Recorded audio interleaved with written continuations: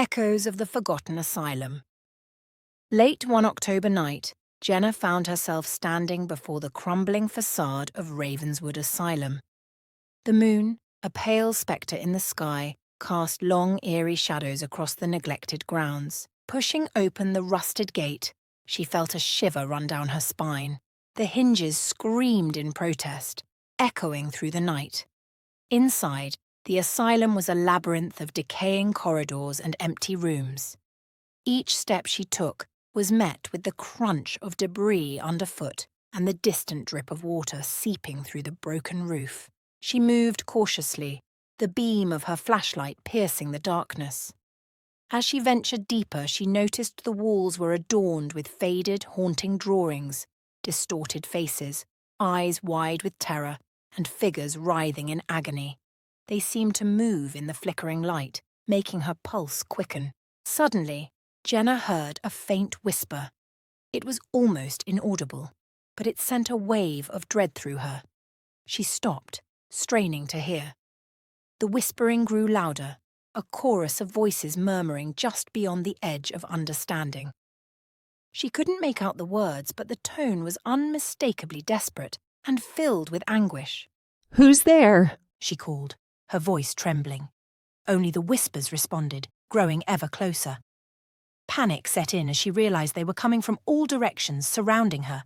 Her flashlight flickered, and in that brief moment of darkness she saw them, shadowy figures, their eyes glowing with an unnatural light advancing toward her. Jenna stumbled back, her heart racing.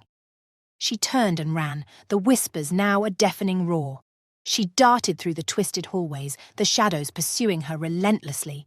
Her mind raced, trying to remember the way out, but every turn seemed to lead her deeper into the asylum's nightmarish depths. Just as she thought she would be swallowed by the darkness, she burst into a large, dimly lit room. At its centre stood an old, weathered table. On it lay a dusty journal. Compelled by a force she couldn't explain, Jenna approached and opened it. The pages were filled with the scrawled confessions of the asylum's long-dead patients, detailing the horrors they had endured. One entry caught her eye, a patient's account of a forbidden ritual intended to trap their souls within the asylum walls. The whispers surged, and Jenna realized they were not just echoes of the past. They were the trapped souls, crying out for release.